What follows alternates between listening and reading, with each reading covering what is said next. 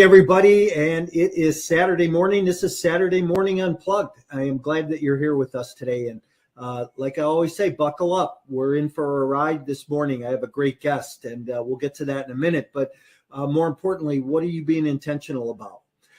Have you thought through where you're at? And let's talk about this for a minute. It's the end of the year, and we are getting down to the end of the fourth quarter at this point. And what I always say is when we're in the fourth quarter, we really need to pick up steam. A lot of times people start to relax. It's the holidays. People want to kick back. In reality, this is when we need to get going. We need to kick it into gear a little bit, do a little bit more. I put a post out this week. I said, double down. We probably should double down on our efforts a little bit more right now, gear up for the beginning of next year. The more effort you put in now, you're going to finish the year out a little stronger, and we're going to kick off for the new year. If you are somebody who's in the stage of planning right now, if you're looking to really get started, I have a free 20 planning and goal setting guide. I'd love for you to grab a copy of that. Just shoot me a message in the chat, and we'll make sure that we get that out to you this week. So I look forward to you reaching out for that, because a little bit of guidance around that area, a little bit of planning guidance always helps us move a little bit further along. Hey, let me get to our guest this morning. We're honored to have Todd Stevenson, a local Chicago realtor, investor, been in the business for about 10 years. Todd owns and operates a company called Premier Chicago Real Estate. I'm excited about him being here, and let's bring Todd in. Hey, Todd, good morning. Good morning, Mike. How are you? I'm great. How are you? I can't complain. Thanks for asking. Thanks for having me. Yeah, you bet. You bet. Well, we had the first snowfall in Chicago this week. Oh, man. Tell me about it. I wasn't ready. Yeah, I don't know that we are ever ready. As long as I've lived in Chicago, which has been forever, I don't know that we're ever ready. It's great when it first falls, but after that, it gets dirty and ugly and kind of a pain to move around in. Tell me about it. Yeah, no. So to put it in perspective, man, here in Chicago, so just probably about a week ago, we had about 70-degree weather. I was out on the golf course with some buddies of mine, and a week later, here we are with snowfall. So it's the most bizarre thing. And I've been in Chicago majority of my life. Born here, raised here, lived, in Kentucky, went to school there, but came back. But you never get used to it. You just never get used to it. For sure. You park in the street, or do you have a garage? We have a garage. Generally, I'm a little lazy with I park right in our driveway, but yeah, we do have a garage. I park in the street, so I have to get my chair ready for clearing that. Oh, yeah. Everybody's out with their chairs, kind of protecting their spots with the orange cones and things like that. Yeah, if you don't live in Chicago. For the people who don't live in Chicago, you're not going to get that, but if you live here, you know what that's about. Absolutely. Hey, Todd, I always love to kick my episodes off by asking one question, and that is, what one word best describes you personally and professionally? Oof. That's a good one. I think if I had to go with one word to best describe me, I would say persistent. Okay. I've always been persistent with just my goals personally and business-wise, and just no matter what, I never let, because I know obviously obstacles are getting in the way, but never let obstacles kind of define me, to stand persistent with my goals, personally and business-wise. So, yeah, I would say persistent. I'm always curious, too, about where that came from. So somebody, I get a variety of different words from people and have over the last couple of years. But where does persistence show up for you in your life? Where did it come from? I think it maybe it goes back to when I was a kid. I always just I felt like I always hung around like older people, whether if it's, as a kid, obviously you're hanging around your dad and your grandpa all the time because, they inspire you, right? And they're doing things that you look up to. And then I always had, I was the youngest of three boys. So my older brothers, and even having, like older friends as I gotten older into my teenage years, I was always hanging out with the older classmates because my brother was 2 years older than me. So I was hanging out with him and his friends. So it was just like always, looking up to that older generation and just seeing that like they were working towards something always. So it just made me like, okay, I see what they're doing. Now I always wanted to do that, like, and do something bigger or do something greater of like, opposed to what like my peers were initially doing. Mm-hmm. So I think it just came from that, like seeing, like, okay, I know these people are this much older than me. How do I get to that level? Yeah. So just staying persistent. And I think that's where it kind of came from. Yeah, let me ask you this. Did you play sports growing up at all? I did. Man, I felt like we played a little bit of everything. My mom had us when we was young. I was in tennis, baseball, basketball was the one that really kind of stuck with me all the way throughout high school. Was the last sport I played. But I played all sports when I was younger. It's like my mom wanted us to do. That was another thing too, right?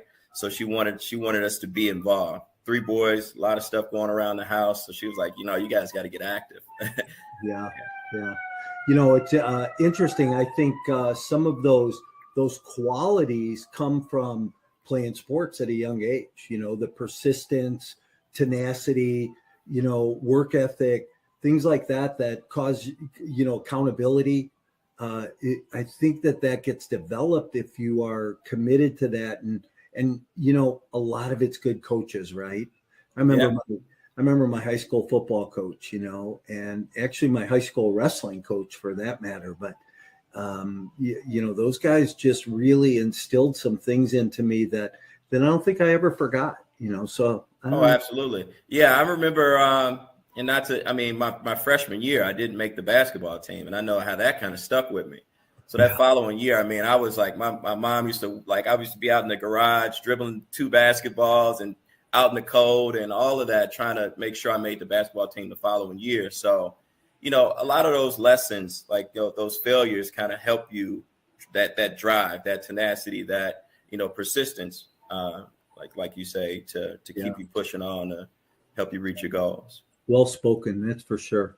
Hey, so tell a little bit more about your background. How'd you get in real estate? Where'd you come from? What'd you do before this? Okay, yeah. Real estate is kind of always been around my family. From my grandparents, they own apartment buildings. So it was one of those things like, it's kind of stuck with me. So when I got out of college back in, I don't want to date myself, but when I got out of college, it was something I wanted to do, and I let everybody talk me out of it. Just like with anything, the influence of, friends and family is everybody's like, go get a corporate job. You want, some security and all this other stuff. So I listened to them. I went into the corporate environment, and I had some success in corporate. I was in corporate sales, from marketing to technology sales, and I had some success with it. But I was miserable there. It wasn't really me. I just didn't see myself long term being into a corporate environment. So needless to say, I started doing certain things of real estate on the side. So studying real estate, learning, the ins and outs of investing. It was a thing around called wholesaling, a lot of different techniques around real estate that I was learning. And then like when the market crashed, it was an opportunity. A lot of people were facing either foreclosure or the threat of losing their home. So with me learning, I learned that there was something in it, and it wasn't anything that was like a hidden secret. Things like loan modifications, where people can renegotiate and get back on track with their mortgage, and a lot of other tools and tactics where I was helping friends and family get back on track with their mortgage, or help them, or if they needed to sell, kind of advising them, how to go about doing so. And then we also bought a couple multifamilies during that time as well. So I knew it was something I really wanted to get in. And then an opportunity, obviously, when the market crashed, it was an opportunity where corporate were doing a lot of layoffs, as they normally do with, when you got, a recession or bad economy or whatever the case may be. So that was my opportunity then. So once I transitioned out of corporate, I went and got my real estate license, and the rest was history. Yeah. Interesting. Hey, you mentioned a couple of times in what you were talking about, multifamily. This show's Multifamily Unplugged, right? So perfect segue.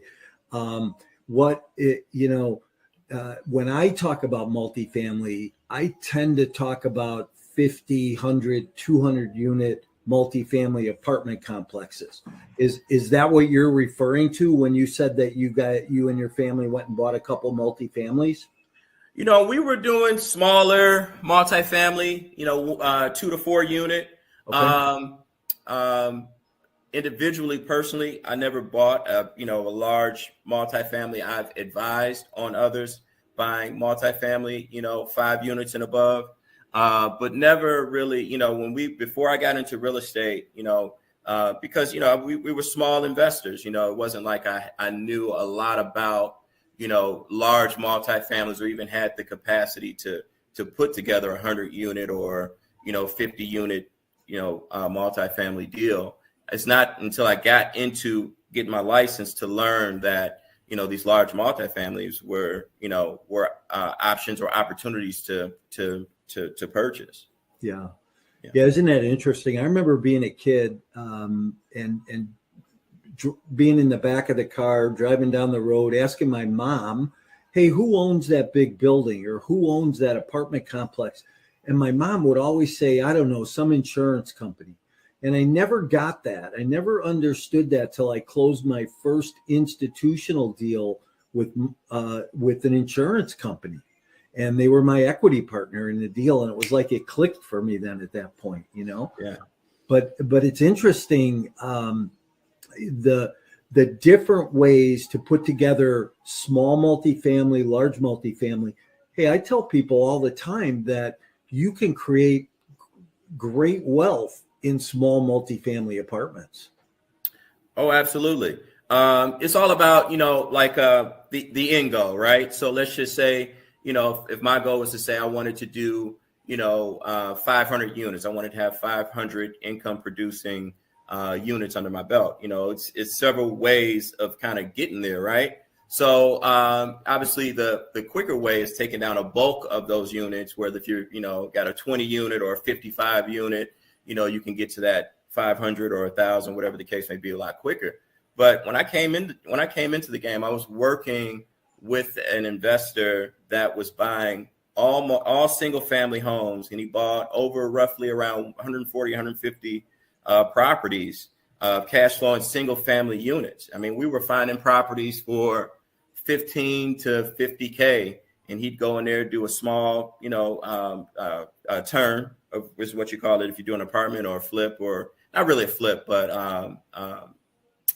improve the property to get it to rentable standards, and then put a tenant in there and cash flow it for a period of time. So I don't mean to cut you off, but he was buying those to fix and hold. So he correct. So he was buying them to fix and hold, and he did 140. Roughly, I'd say between 140 and 150 or so. Wow. He still has roughly maybe like 90 plus that that was about 15 years. No, not 15, about 10 years ago. Okay. So now that was look at 12-ish.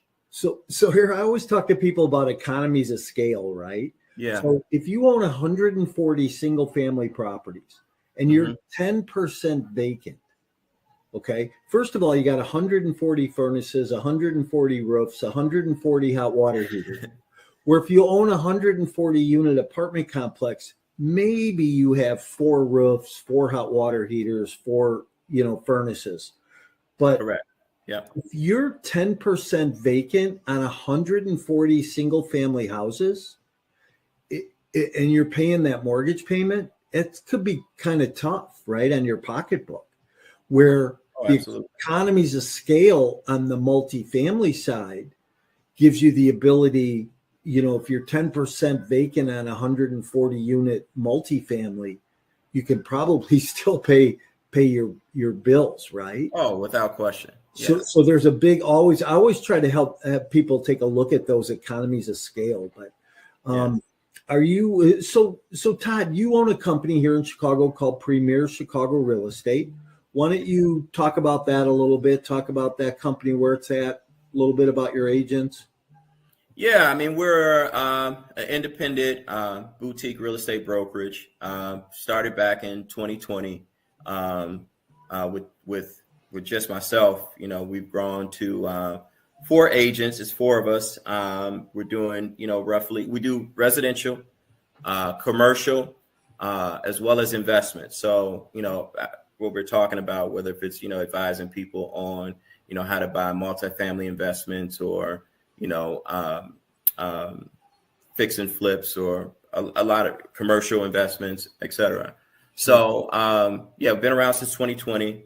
We roughly do, I don't know if do we talk about numbers or not, but yeah, I mean, we're growing. We have some really aggressive goals. We've done 8 figures from, since we started until now, and got some really aggressive goals going into 2023, as well as looking to bring on some more brokers. So, yeah, that's pretty much, we're just getting started. I mean, we just had our 2-year anniversary party, looking forward to really taking on 2023 as a whole. I know with the market shifting, a lot of the opportunity to come into, the multifamily, the off market, the investment side, I think it's going to really take hold.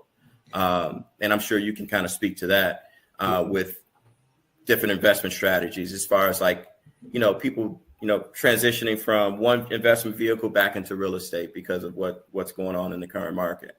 Yeah. So how has the market shift here in the last few months affected your business? Oh, tremendously. So with inflation and interest rates going up, we have, if we have all of our buyers are kind of like, on the fence. They're nervous because they don't know if the interest rate is going to continue to rise, is the interest rate going to come back down?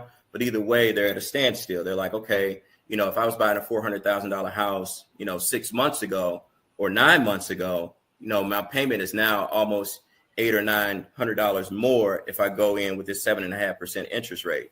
So what should I do? Should we wait, Todd? Should we try to buy down the interest rate, which is also an option? And I do advise people to look at all options before making a decision. But you do have, people that's like, I'm gonna see what's going to kind of transpire over the next few months to see if the interest rates are going to come down.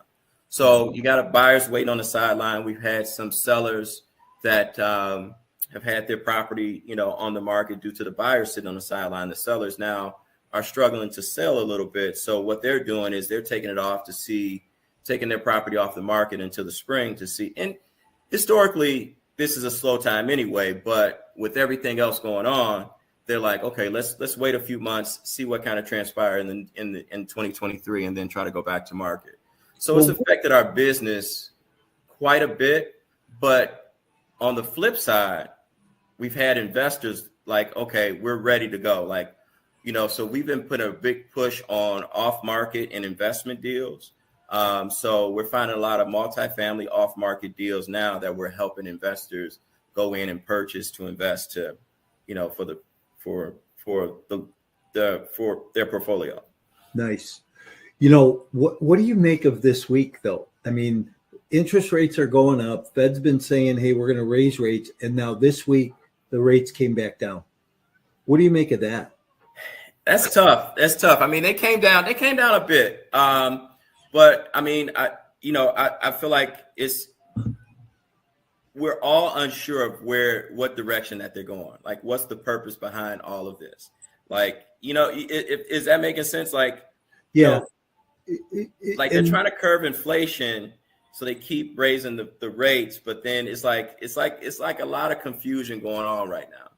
Well, the question becomes, how much money can you put into the economy before you have to try and pull it back out, right? So think about all the PPP loans, all of the stimulus checks, everything the government did during the pandemic. And now Print they're money. saying, well, let's try and pull some of this money back out. So by raising rates and by trying to stall the economy a little bit, they're trying to balance things out. I don't necessarily know that I agree with the way they're doing it or how they're doing it.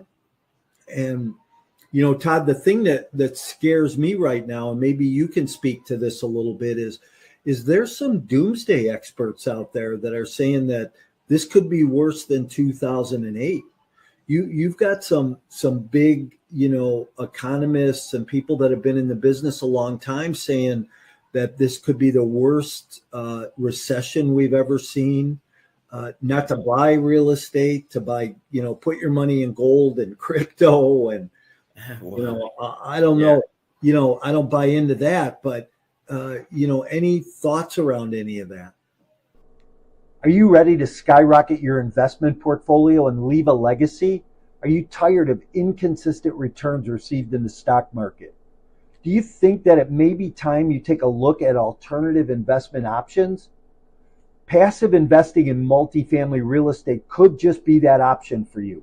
With no tenants, trash, or toilets to take care of, but providing a solid return on an annual basis that outperforms traditional investing, including monthly and quarterly returns along the way. These lower risk, secure assets are a sure hedge against inflation.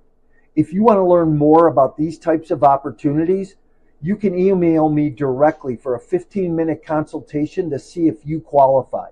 Just email me at mike@mikemorowski.com. I want to tread lightly on this, but I don't think we'll ever get back to with the subprime mortgage, because we don't have subprime mortgages, right? So, I feel like, and I think it was some stat, I don't know if it's 80 or 90. I don't think it's 90% of all current owners or homeowners have is it 4% or lower on their interest rate or something like that? Right. I could be inaccurate, but, so it's tough to say, I really don't think it's going to ever get back to 2008 standards, but I think we are going to have some kind of correction here, right? Mm-hmm. We're already kind of seeing it, in a sense, because home prices are going to have to come down. If buyers aren't buying, and sellers, aren't able to unload their properties, then, we're going to see some kind of decrease in the market, but I don't think we'll ever get back to 2008. And that's just speculation. I mean, I'm no economist, but just from what I see in the real estate world, I don't think we'll ever get back to 2008. But yeah, I'd have to agree with you. And I say that because, I've been through a few of these cycles, and you're right. There's no CMBS market. There's no substandard loans. There's not a lot, if any, bad paper out there. You've got low interest rate bias, a heavy percentage of homeowners have that low interest rate. The ones I'm concerned about are the multifamily guys, commercial buyers that bought deals in 3 and 4 cap markets, and they did a floating rate loan where maybe they got a 2% floor, but they could go to a 7 or an 8 ceiling, and it's gonna, they're not. When those rates start to kick in on those floaters, that could be painful to those multifamily investors. So that we're kind of watching for deals like that might start to come up. We're seeing some assumables right now, which we haven't seen in years. And some of them are a little bit more attractive than others, but some of them are still keeping you priced out of where the market is right now. Yeah. I mean, it's an interesting time, Mike, as you know, very interesting time. Yeah. But I think you guys, I think on the multifamily side, what I'm seeing, and as I think it's going to be, like you say, it's going to be some good opportunities coming available for you guys. And you do your syndication. So correct me if I'm wrong. You do all around the U.S., correct?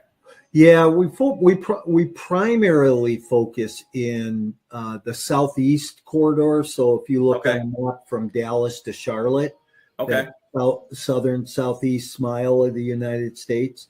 Some markets we like more than others, but that's primarily where we look. Okay. So um, yeah, so things we look for, and population growth, job growth, landlord friendly states, more red than blue. you Yeah. know Yeah.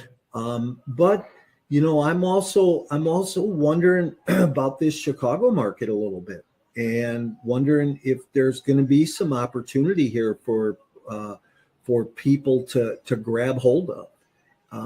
Because what I'm telling people today, and is position yourself today in front of that next bull run, because we're just coming out of this cycle where it's been really robust over the top of the hill. We're going to go in this valley, no matter coming down, coming out, wherever. Now, if you look at a U shape, right, wherever you position yourself now, you're going to come out of this thing and be at the front of the next bull run, even if it falls a little bit further. And you're going to be in a great place as the market starts going up again. And I heard somebody the other day say, tell your buyers that you're going to, even if you pay a little more on an interest rate today, the rates are going to come down. You'll have an opportunity to go refinance. Absolutely. Yeah, no, and that's where, people like you and I kind of come in, as far as like, the sophisticated investor. Like, you need to know, like, because everybody's scared, right? Everybody's like worried, like, the sky is falling. What do I do next? And I get the questions, whether it's like, okay, Todd, is now a good time to buy? Should I be investing? Should I be doing this? And like you said, like we're coming down in this valley, right? And if you invest now in the valley, because it's ebbs and flows in real estate, as you know, and in any, like in the market as well. So the market's gonna, like real estate. The biggest thing is right now, I feel like if you have equity, like if your money is like just sitting in the bank or on a mattress somewhere, obviously, as you know, with inflation, that you're losing. So, why not, invest in, real estate or a vehicle that has proven time over time to produce the returns that you need in order to succeed and build wealth and overall. Yeah. And you're not kidding about that. There's a lot of people that have money just sitting in a checking account. Oh, look, you telling me, man. I'm like, and I have conversations with friends and family all the time. It's like, just to kind of tell them, like, okay, you don't have to go and buy the building yourself. I mean, obviously, there's joint ventures or syndication. Obviously, an opportunity to invest your money and have equity in something that's going to grow, opposed to sitting in an account that's not, really gaining you much of anything. Yeah. Well, we should talk if people looking to passively invest. Oh, absolutely. Yeah. Anyhow, hey, let's back up a little bit. Let's talk about Premier a little bit. And what type of training do you have? A good training program in place for new agents? If there were a couple agents listening in today and they said, hey, this sounds like a company I'd like to work for. Talk about training a little bit. Yeah, we do more of it. So we're not, again, being a boutique brokerage, we're competing, with the larger houses such as your KWs and your ATs and things like that. But, for us, it's more of a like a cultivation. Like you come in with us, you get that hands-on one-on-one training. All of my agents have access to myself as the managing broker if they have questions or issues without a deal. And then we go ongoing weekly training. Generally, when we do an onboarding, we probably take the first 30 days and really just kind of narrow out like the basics of being a broker. And then we take another 30 days to kind of iron out different like negotiating skills or cold calling or listing presentations and different things like that. And then it's from there, it's like ongoing training. So we have a value of like a multitude of opportunities to, like just to develop and train our brokers as they come on. But I think the biggest competitive advantage for us, Mike, is that we have that cultivation, meaning like, it's like I got brokers that they can call me at any time of the day and I can walk them through whatever issue that they're having. Mm-hmm. And I know we brought on a broker from a larger house, and that was one of her complaints, was that she didn't receive that at the larger house. And I hear that kind of throughout the industry. If you got an issue with a deal, I feel like you need somebody that you can go to, some sort of team lead, some sort of manager, preferably your managing broker, to say, I'm stuck here. I need some help. Can you assist me?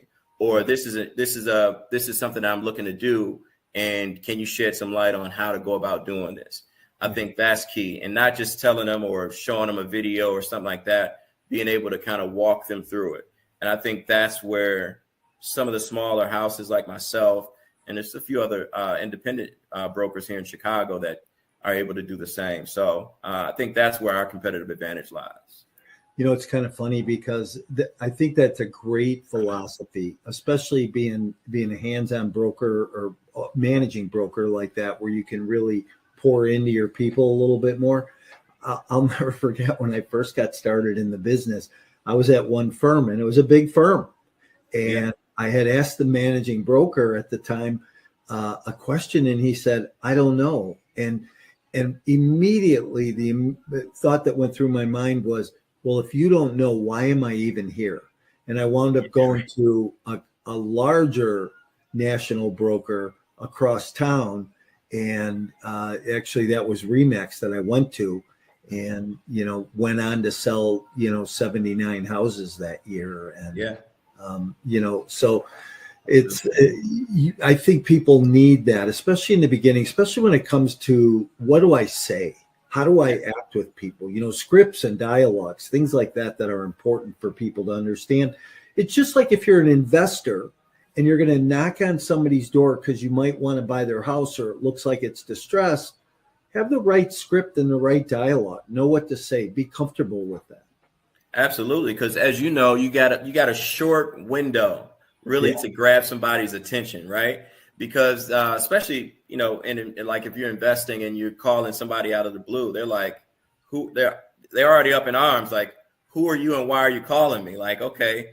And you got to break that barrier down, because we're all in sales, right? So, you got to break that barrier down to be able to communicate effectively, to be able to get that deal. So, absolutely. I agree. I followed a national trainer for years, and just, an organic or, not affiliated with any one company. But I learned early on 6 great questions that you could ask anybody, anywhere, whether you were at a work picnic, a cocktail party, on the phone cold calling, that I never forgot. And they always have come in handy, even today in the investing world. So, hey, how about tech? What do you, what do you like from a technology standpoint? What's one of your best tools? How about, what does your company use? For us, I mean, it starts with our CRM, our relationship management software. I think that's the lifeline, the heart of our business, is because, we have everything from, being able to upload and store documents there to kind of keep track of what every relationship, every client, every lead, all the communication and everything is right in there. So I think that's really the lifeline of our systems. Obviously, we use, a lot of the other, electronics, DocuSign and signatures and transaction management.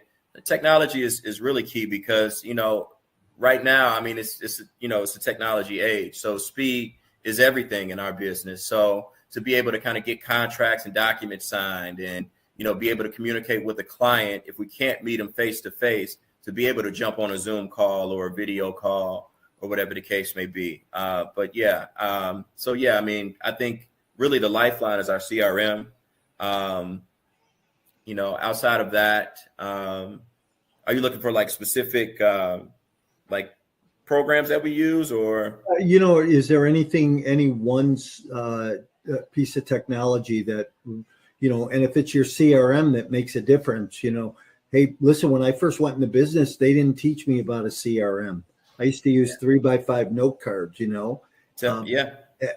I wish somebody would have taught me about using a computer database back then, because it would have saved a lot of challenges along the way. But I really believe that that's something that every new agent, every investor needs to have in their toolbox. Absolutely. We use a lot of different tools. The main tool also is we have a tool where we send out texts and ringless voicemails, and that has been a lifesaver in our prospecting and getting new businesses, because I don't know what the open rate is for text, but we send out so many texts over a given day and week and month, and we get so many responses, which all leads into a warmer call for us. So again, when we spoke about people being up in arms about initially calling, I had one meeting today, but 2 meetings yesterday. And this is just from calls that we did. Texts that we just sent last Thursday or Friday, and 2 off-market meetings with 2 opportunities. No, 3 off-market meetings with 2 opportunities for 2 multifamilies in Woodlawn. So it's like, this is, it's not like it's groundbreaking technology, but it's great. The text and the ringless voicemails leads us into the warmer call where people are like, yes, I am interested in selling. How can you help me? Mm-hmm. And now we get in front of them and we're able to kind of be personable and show them what we've done and how we can help them to, kind of help them achieve their goals. So that's been another tool, those text and ringless voicemails. So what is the name of that program? We have one called REI Reply and another one called Call Tools. And they're I'm both giving away my secrets here, Mike. No, yeah, that's okay. Those are both texting platforms. Yeah, REI Reply and Call Tools. You can use texting, ringless voicemails, Call Tool. Both of them have dialers. And then obviously we got our email blast and things like that. But that's been key for me. Yeah, interesting. I'm gonna have to look at that for myself. So. Yeah, man. They got in another tool is we have one as a realtor that's offered through our MLS. It's called Remind. But the off-market tax records, how you can pull who's the owner of what property. Yeah. They have different ones. You got PropStream, which is one. You might want to look into that one. You can look into see who's the owner of certain buildings and properties. And I know First American Title, they have a program too that can help you do some off market, basically finding owner information of whatever property, commercial, multifamily, single family, you name it, land. You can find all that information generally on those platforms. Interesting. All right. Well, listen, let's start to wind this down. I always like to ask 3 bonus questions, just kind of off the cuff. So what's the best book you've ever read? Ooh, man, that's a tough one. If I can think of one that really stuck with me, Robert Kiyosaki has not Rich Dad, Poor Dad, but it's what's the book? It's called 4 Quadrants. No, the leverage one. Oh, not sure. It's part of that series, though. Okay. Oh man, that one really sat home. I don't know the title, and I thought it's something about leverage of how he got into the business. He breaks down the 4 quadrants. He's talking about Rich Dad, Poor Dad, but how he kind of got into where he is as far as like using leverage through real estate and just or people or whatever the case may be to get where he is today. Yeah. Interesting. I'll get you the title. It's fresh on it's on my mind, but I can't. It's on the tip of my tongue. I can't think of it though. Yeah, awesome. How about best restaurant? Ooh, I have to go with Gibson's Italia. We really like Italian food, and that's where I proposed to my wife. So. Oh, nice. Yeah. Awesome.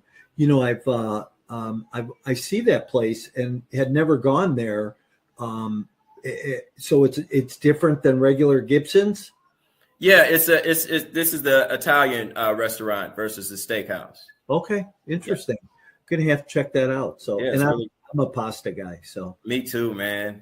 I love give me pasta any day or pizza. You know, I'm good with that. Every day, my wife is she'll tell you every day I can eat pasta, pizza, all the above. How about best tourist attraction? Ooh, tourist attraction, or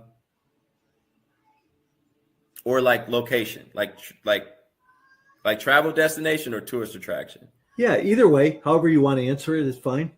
Now that's a tough one. Like for me, I mean, we do like to travel. We like to go to warm climates. So I love the Caribbean.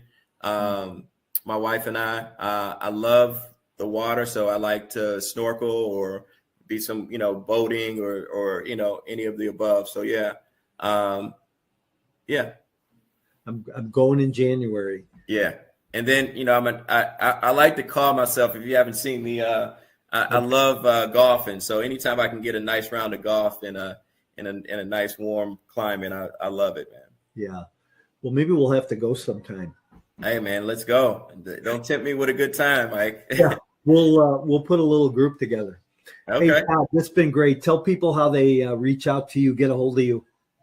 Yeah, I can be reached. I mean, always, I love email because I always like to have a paper trail, but info@premierchicagorealestate.com or Todd@premierchicagorealestate.com. Our website is premierchicagorealestate.com. We're still building our social Instagram presence, but you can find us on Instagram, LinkedIn, Facebook, all of the above. Yeah, awesome. Well, thanks for being here. I really appreciate your time and your knowledge. For somebody who's been around the business and then getting in the business, you definitely have a lot of knowledge and expertise, and I can see how that hands-on will really help people. So, hey, Todd, I'm going to move you out. I'm going to say goodbye, and if you hang out with me in the back room for a minute, that'd be great. Sounds good. All right, thanks. Hey, everybody, boy, what a great episode today, right? Todd Stevenson from Premier Chicago Real Estate. You know what? If you're in Chicago, you're looking for a brokerage, reach out to Todd. He definitely will serve your needs best, whether you're selling or whether you're buying or you're an investor looking for an opportunity out there. And a lot of times that's what you get from that small brokerage, right? I love talking to people that have that much knowledge about the business and how they can help not just their agents, but help the client as well. So, hey, thanks for being here, everybody. Again, great episode this week. We're here every Saturday morning at 10 a.m. So make sure you tell somebody, stick a cup of coffee in their hand, help them show up. But we always try to bring somebody on in the investment space, in the multifamily space, talking about, scaling a business, talking about the different tools that we need in the business and the things that help us grow. So you don't want to miss one of these episodes. You can go to our YouTube channel, subscribe there. You'll be able to go back, listen to some past episodes, some great speakers. Like us, love us on social media. I will look forward to seeing everybody next week. If I can do anything for you, and remember our free 2023 goal setting and plan